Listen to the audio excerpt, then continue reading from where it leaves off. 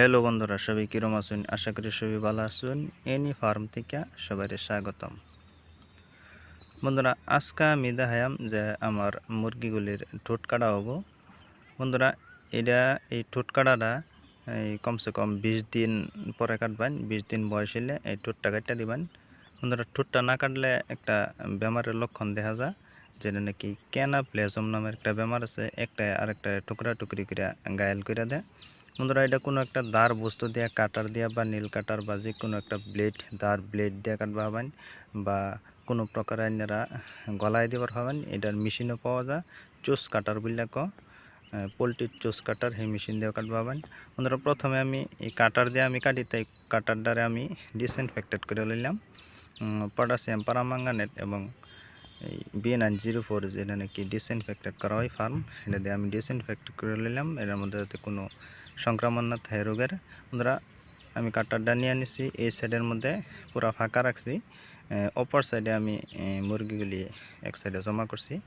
বন্ধুরা, দেন কোন জায়গা হানি কাটুর লাগে, আমি যদি বেশি করে কাটুন তাহলে কিন্তু এই ব্লাড বেরোনোর সম্ভাবনা থাকে। তাই যে চুক্কা জায়গা হানি, যেটা নাকি ধার হানি কাটবেন, একদম অল্প জায়গা কথা নিয়ে কাটবেন।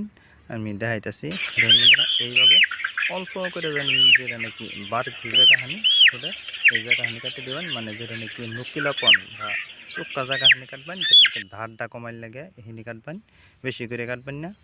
বন্ধুরা, তারপরে আমি আরেকটা বাচ্চাটা দেখুন আমি কাটটা দেখাই দিচ্ছি।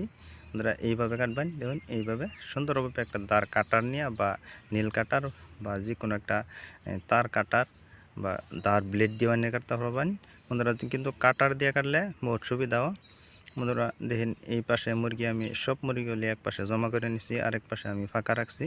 এই পাশে মুরগিগুলিরে টোট কাটতে ছাড়তাছি। বন্ধুরা, আজকে এই পর্যন্তই।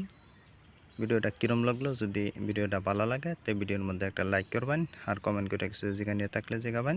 বন্ধুরা, আমার চ্যানেলে যারা নতুন আছেন আমার চ্যানেলটা সাবস্ক্রাইব করে নেবেন, অল নোটিফিকেশনটা ক্লিক করে রাখবেন। বন্ধুরা, এই চ্যানেলের যোগে দিয়া বেমারি মুরগির চিকিৎসার বিষয়ে এবং বিভিন্ন ফার্মিং টিপস নিয়ে আলোচনা করো। সম্পূর্ণ ভিডিও দেখার জন্য সবাইকে অনেক অনেক অনেক ধন্যবাদ।